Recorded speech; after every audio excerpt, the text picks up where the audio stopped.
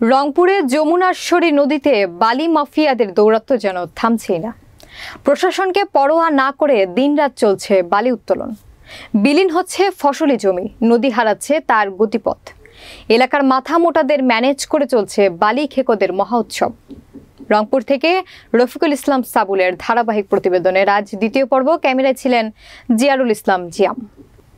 বালি খেকোদের রাজত্ব সক্রিয় হয়ে উঠেছে রংপুরের বিভিন্ন নদীর তীরবর্তী অঞ্চলে।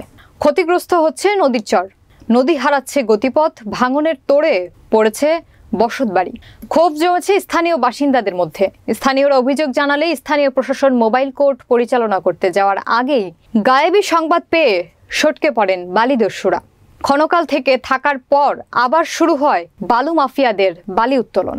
বালি মাফিয়াদের বালির ট্রাক ট্রলির অত্যাচারের কবলে স্কুল কলেজগামী শিক্ষার্থীরা।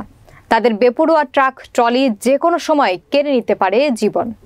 যমুনেশ্বরী নদীর বেপরোয়া বালু উত্তোলন, বেপরোয়াভাবে বালু মাফিয়াদের এই বালু উত্তোলন মানে দেদারসে চলছে।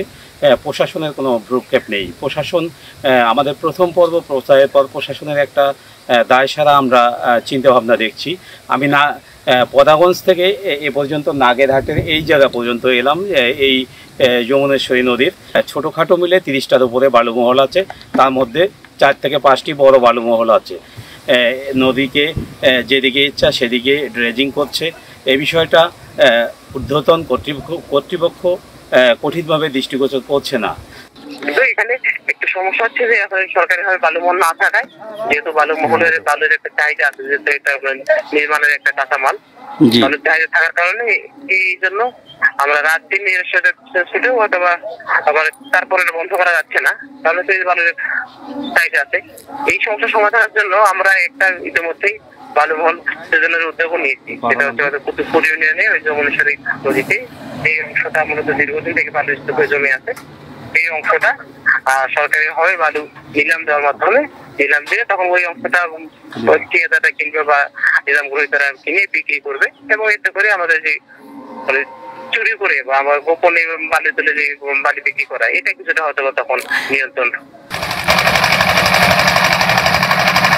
জি, আপনি এই যে এত বড় বালুমহল চালাচ্ছেন, এই বালুমহলের কি আপনি নিচ্ছেন, লিজ নিচ্ছেন? হ্যাঁ, লিজ না নিয়ে বালুমহল চালাচ্ছেন, এটা কি বৈধ? না বৈধ? যদি অবৈধ হয় তাহলে এটা আপনি করছেন কেন, সেটা একটু বলবেন প্লিজ। আরে গ্রাম বাঁচার খাতির এটা খরচ। ও, আপনি গ্রাম বাঁচাচ্ছেন কেন? কিভাবে গ্রাম বাঁচাবেন? নদীতে ছিল ওইদিকে, বুঝছেন? জি জি। কিন্তু করতে করতে আজ 20 বছর ধরে মনে এদিকে চলে যাচ্ছে। তাহলে এই বালুগুলো তাহলে সব উঠতে উঠতে আছে। ও আচ্ছা আচ্ছা, তাহলে আপনি গ্রামকে বাঁচার জন্য এটা কাজ করতেছেন। গ্রামের মানে পুটির লোকে হ্যাঁ মানে সাপোর্ট আছে। এই গ্রামবাসী বলতেছে যে এটা আপনি খনন করেন না, নদী সারি আছে তো, দেখেন যা সামনে যা দেখেন। নদী সেরে যাও কার ইয়া যাক, সেটা সরকার দেখবে। গ্রামবাসী বলছে যে এটা আপনি সরাই নেবেন।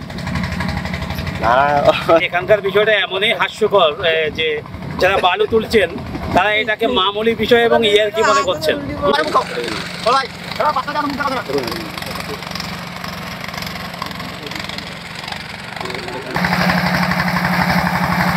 নাগেরহাট লোহানীপাড়া এই এলাকাটা কিন্তু এখন বালুর মানে অবৈধভাবে নদী থেকে বালু উত্তোলনের একটা প্রসিদ্ধ স্থানে পরিণত হয়েছে। তো এখানে এই সব বালু নিয়ে মানে লেখালেখি করতে করতে মানে আমি নিজেই কিন্তু নুয়ে পড়েছি। এবং এই সব যারা বালু নদী থেকে অবৈধভাবে উত্তোলন করছে এরা কিন্তু আপনার ওই ক্ষমতাসীন দলের নেতা সমর্থক এরাই। তো এইখানে আপনার পুলিশ এইখান থেকে কিন্তু সুবিধা নেয়, যেটা এর আগের রিপোর্টে আমি বলছি। তো আপনার পুলিশ যখনই এসিলেন্ট আসবে, ইউনো আসবে এগুলোতে মানে অভিযান পরিচালনা করার জন্য, তার আগেই কিন্তু পুলিশ এনাদেরকে সংবাদ দিয়ে দেয়।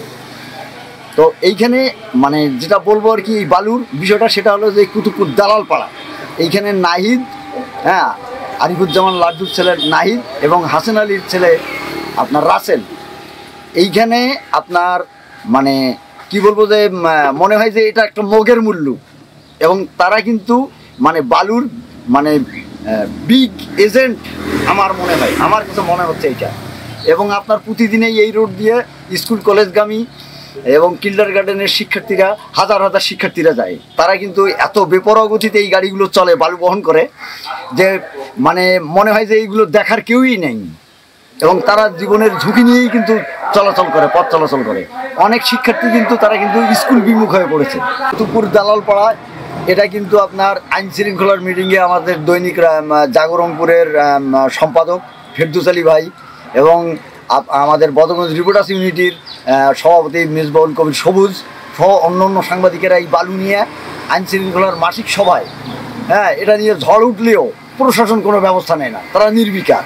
বালু মাফিয়াদের দেখতে পেলাম সেটা হচ্ছে বদাগঞ্জ থেকে এই নাগেরহাট পর্যন্ত এবং নাগেরহাটের ওই পাশ পর্যন্ত ছোট বড় মিলে মোট বালু মহল আছে 30 থেকে 35টি। 30 থেকে 35টির মধ্যে আমরা প্রায় 10টির মতো বৃহৎ বালুমহল পেয়েছি। এই বৃহৎ বালুমহল সম্বন্ধে আমরা গত প্যাকেজে একটা নিউজ করেছিলাম। গত প্যাকেজে এসিডেন্ট বলেছিলেন যে দ্রুত এটা বন্ধ করে দেওয়া হবে। তো আজকে 10 দিন পেরিয়ে গেছে, এখনো বন্ধ করে দেওয়া হয়নি। বৈধতা কে দিয়েছে, প্রশাসন না অন্য কেউ, নাকি কোনো মাফিয়া চক্র, নাকি এটা টাকার মাধ্যমে কোনো লেনদেনের মাধ্যমে এই কাজটা চলছে? এই প্রশ্ন আমি আবারও রাখবো যদি এই বালু মাফিয়াদের দৌরাত্ম্য বন্ধ না হয়। রফিকুল ইসলাম সাবুল, রাজধানী টিভি, রংপুর।